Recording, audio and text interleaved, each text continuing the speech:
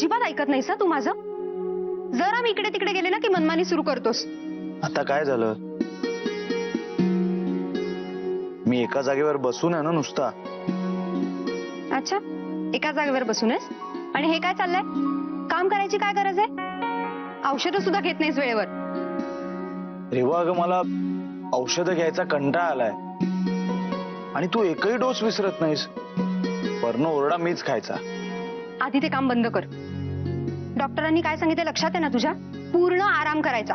थांब, मीच करते. अगं पण- काय ऐकणार नाहीस माझं. दे इकडे. अगं हो हो, थांब.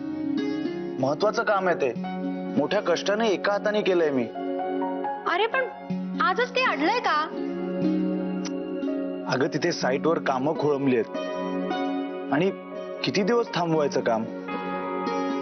माझा पहिला जॉब आहे हा रेवा. आजच्या आज व्हायलाच हवा ना पूर्ण.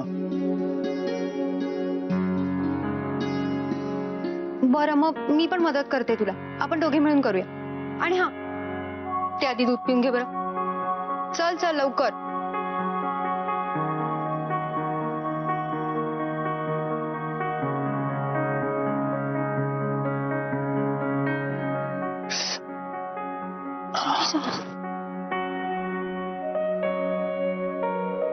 ठीक आहे ना?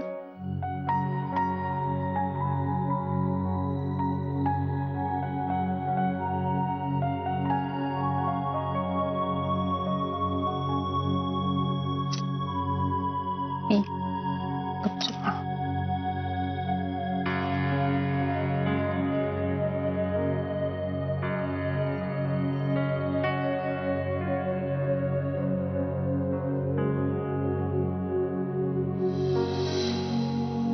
अन्न आहे.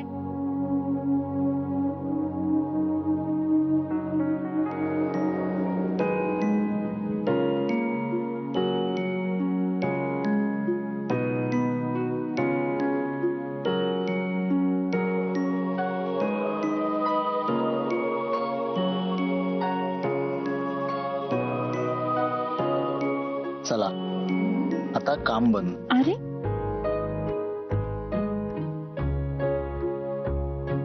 आता एक अन्न आहे.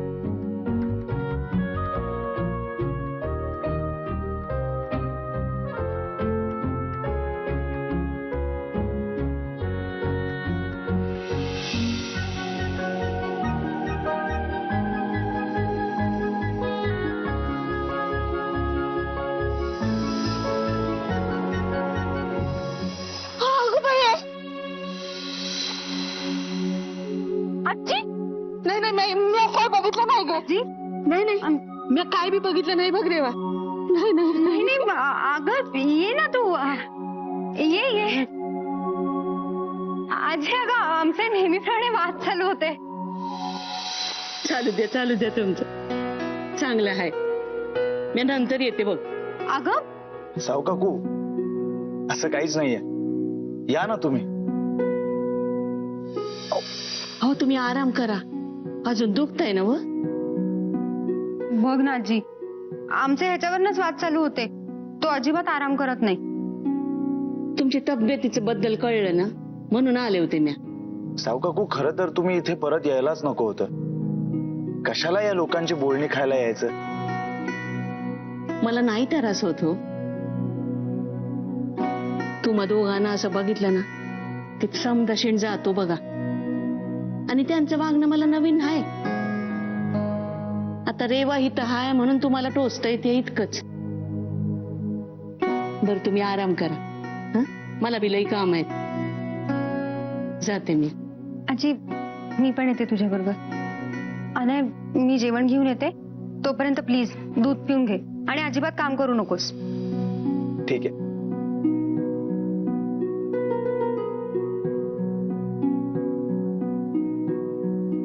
काय म्हणताय रावसाहेब? बरेच व्यस्त दिसताय तुम्ही. एकाच छताखाली राहून इतक्या दिवसांमध्ये आपल्यात निवांत असं बोलणंच झालं नाही की हो. आता निवांत बसायचे दिवस गेले आऊसाहेब. भविष्याचा विचार करायला हवा. त्याच्याच बंदोबस्तात आहोत आम्ही. तुमचा रोख लक्षात नाही आला आमच्या. आऊसाहेब, हल्ली वाड्यामध्ये सगळ्या गोष्टी एकांगी होत आहेत. अशामध्ये आमच्या हातून कुठली चूक होऊ नये याची काळजी घेतोय आम्ही. आणि समजा चूक झालीच तर त्याला नेमकं काय शासन होईल हेही सांगता येत नाही ना हल्ली. रावसाहेब, नेहमी तुम्ही रोखठोक बोलणारे असे समजतो आम्ही. मग असं आज एकदम कोड्यात का बोलताय जी? काय करणार आहोत साहेब, आमच्या हातात सत्ता नाही. त्यावर तुमची सगळी माया रेवावर एकत्रित झाली. असं काही नाहीये बघा. रागवू नका हो साहेब, पण लोकांना परिस्थिती वेगळी दिसते. म्हणजे तिच्या सांगण्यावरनं आपण अलखला घराबाहेर काढलं. परत तिच्या चुकीबद्दल तिला कुठल्याच प्रकारचं शासन झालेलं नाही आऊसाहेब. म्हणजे हे सगळं का? म्हणजे अनय राजे राजगादीवर बसतील असं तुम्हाला वाटतंय म्हणून का? आम्ही असं कधीच बोललो नाही. आणि त्या मृत्यूपत्रात काय आहे हे अजूनपर्यंत कुणालाही माहिती नाही की हो. होय आऊसाहेब, पण अण्णासाहेब कसे होते हे आपल्या सगळ्यांनाच ठाऊक आहे की. योग्य वेळी योग्य व्यक्तीचा वापर करून त्यांनी राजगादी चालवली. महिपत दादा आणि सुमित्रेच्या हातात जेव्हा राजगादी गेली तेव्हा जो उत्पात झाला तेव्हा त्यांनी आपल्या मदतीचा हात घेतला. आणि शेवटी राजगादी टिकवण्यासाठी आपल्याशी लग्नही केलं त्यांनी. हेच तर म्हणतोय की हो आम्ही, की ती राजगादी त्यांनी योग्य व्यक्तीच्याच हातात दिली असणार. होय, आणि म्हणूनच आम्हाला वाटतं की अनय किंवा सूर्या सुद्धा या राजगादीला योग्य नाहीयेत. राजगादी आम्हाला किंवा फार फार तर मेघदत्तालाच मिळणार. तसं झालं तर उत्तमच आहे की हो. पण रावसाहेब, आम्ही हवेत तीर मारत नाही. आम्ही ज्योतिष जाणतो. तेव्हा रेवाबद्दल काही निर्णय घेण्यामागे आम्ही त्यांची पत्रिका जाणून घेतली होती. तेव्हा आमचं म्हणणं एखाद्या विशिष्ट तर्काला अवलंबून आहे याची तुम्ही आठवण ठेवा. आम्ही सगळ्याच गोष्टींची आठवण ठेवू आऊसाहेब. लवकरच अण्णासाहेबांच्या मृत्यूपत्राचं वाचन होईल. त्यातल्या सगळ्या गोष्टी लोकांसमोर येतील. तेव्हा त्यातली प्रत्येक गोष्ट आम्ही लक्षात ठेवू आणि आठवणींनी त्याची परतफेड सुद्धा करू. तुम्ही आम्हाला धमकी देताय? काय बोलताय आपण हे आऊसाहेब? आम्ही आमच्या लोकांशी प्रामाणिक असतो. आपल्या लोकांना डावलून दुसऱ्या पोरीसाठी पाझर नाही फुटत आम्हाला.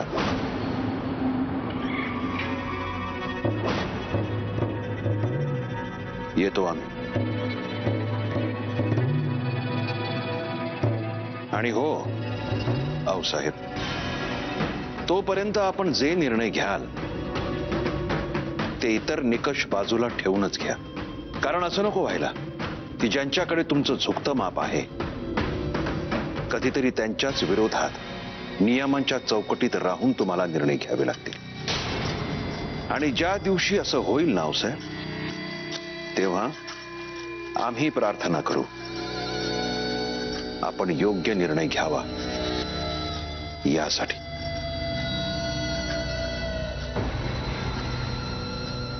येतो आम्ही.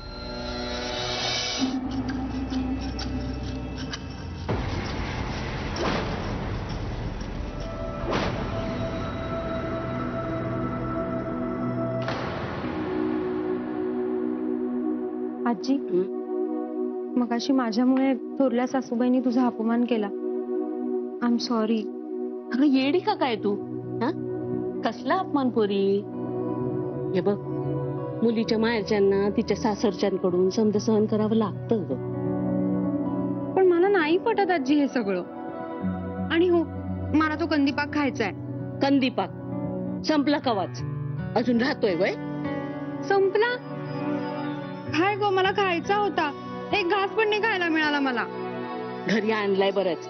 उद्या येताना मी घेऊन येते तुझ्यासाठी. नको, तू नको आणूस. त्यापेक्षा मीच येऊन घेऊन जाईल. परत इथे गोंधळ नको. बरं बाई, तसा बी वाड्यात काय कमी गोंधळ झालाय? आणि गाव काय बोलायचं राहतंय वय? मेघदत्त राजेंचं लगीन, अनय राजेंचा अपघात, ताई साहेबांना वाड्यातून हाकलून दिलं ते, आणि त्या जागरणाच्या रात्री तुझ्या साडीनं घेतलेला भेट. बाई बाई बाई, काय पण एक एक गोष्टी. अजून एक गोष्ट घडली आजी, पण ती फक्त माझ्या पुरती. आजी, मला एक जुनी डायरी सापडली. त्या डायरीत वाड्याचा भूतकाळ लिहिलाय, तारामागचं रहस्य.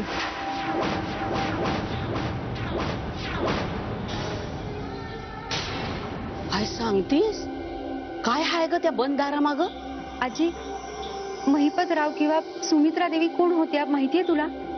नाही बाई, गावकऱ्यांकडनं त्यांची नावं ऐकली आहेत. म्हणजे रावसाहेबांचे मोठे भाऊ होते महिपतराव, आणि सुमित्रा देवी त्यांच्या पत्नी. त्यांचं काय ग? अगं, ती खोली जी बंद आहे ना, हं? ती त्यांची खोली आहे. आणि त्या खोलीत सुमित्रा देवींनी आत्महत्या करताना दिलेला शाप कैद आहे. भैरवा, कसला शाप? या वाड्याला मिळालेला शाप. जो कोणी या राजगादीवर बसेल त्याच्या जीवावर उठणारा शाप. आजी, तुला काहीही माहितीये का ग याबद्दल? नाही बाई, मला कसं ठावं असणार? आजी, मला खूप टेन्शन आलंय ग. आधीच सगळ्यांना दाट शक्यता आहे की अनयच राजगादीवर बसणार आहे. अनयचा ऍक्सिडेंट हा त्या शापाचाच भाग नसेल ना? नाही नाही, हे बघ, तसं काय बी नसणार. अगं, अनयराजे कुठे गादीवर बसलेत अजून? आणि तू काय बोलली नाहीस ना त्यांना? ते बरं आहे बघ. अगं, आज इतकी वर्ष मी या वाड्यात काम करतेय, पण त्याचा साधा उल्लेख पण नाही ऐकला वाड्यात. अगं, इतकंच काय, त्यांची कुठली निशाणी बी नाही वाड्यात. अगं, या वाड्यात त्यांच्याबद्दल साधं बोलणंही खपवून घेतलं जात नाही. आणि हे बघ, तो तर काय बी बोलायच्या आधी ना नीट विचार करून बोलत जा. आधीच काही लोक तुला पाण्यात पाहतात, त्यांच्या हातात कोलीत न ग देऊस. हे बघ, अनयराजे बी आत्ताच अपघातात न उठले, आणि त्यांना हे समजलं ना, त्यांच्या जीवाला आराम नाही मिळायचा बघ. हं? चल, येते मी. हं?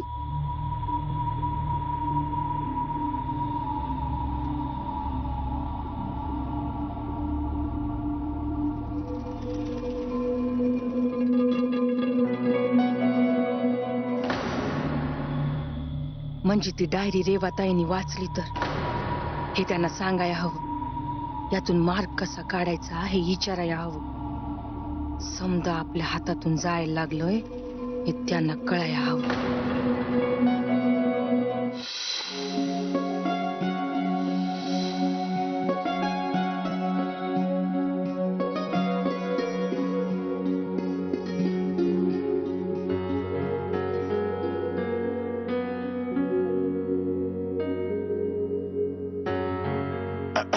ताड पडदे पुसूनीच सारे,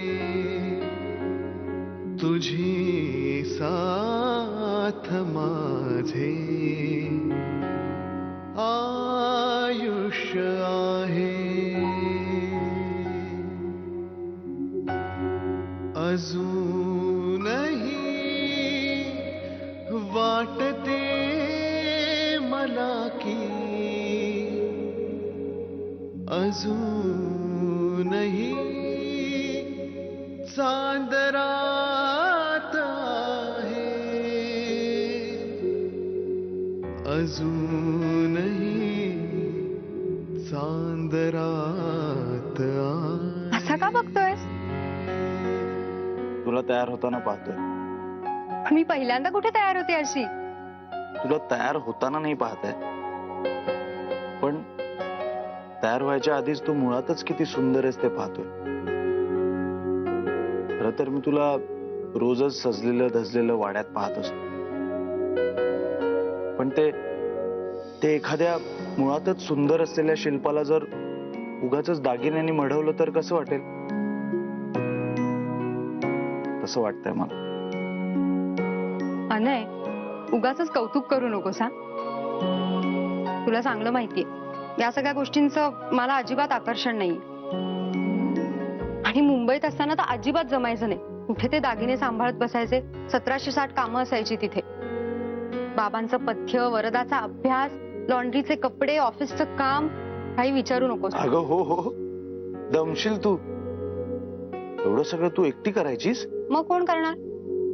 आणि अनय राजे, तिथे माझ्या मदतीला भागातही नव्हत्या ना. अरे तिथे ना सर्वसामान्य घरातल्या सगळ्या स्त्रिया अशीच कामं करतात.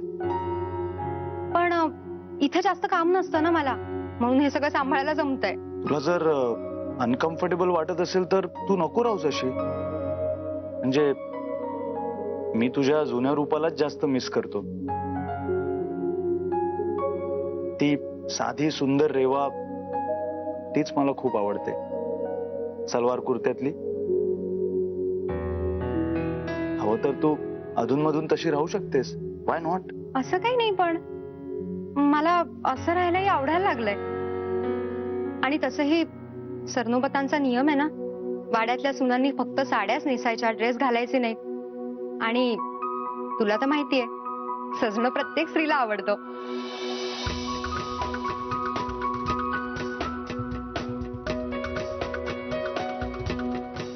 तुम्हाला बायकांना समजणं मोठं कठीण काम आहे.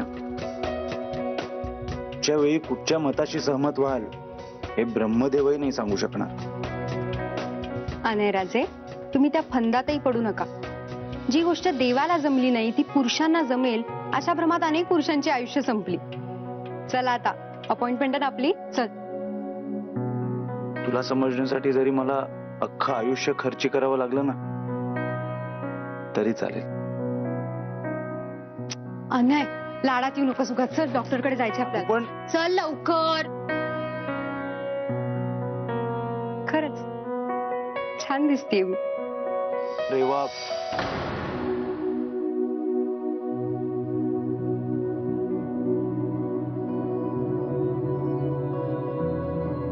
औक्षवंत व्हा. साहेब, आम्ही डॉक्टरकडे जाऊन येतो. अय्या, खरंच? म्हणजे गोड बातमी मिळणार आपल्याला? मी आधी सगळ्यांना जाऊन सांगून येते. मंदा, अहो तुमचा जरा गोंधळ होतोय. त्या अनयराजेंना दाखवायला घेऊन चालल्या डॉक्टरकडे. असं होय? मला वाटलं ते कारण आहे ना. नाहीतरी चंद्रसेन नंतर कोणी गोड बातमी दिलीच नाहीये ना या वाड्यात. हो हो, मिळेल मिळेल. यांची ही गोड बातमी आपल्याला मिळेल. पण सध्या तरी हे कारण नाही हे लक्षात ठेवा. अनयराजे, रेवा, या तुम्ही आणि सांभाळून जा.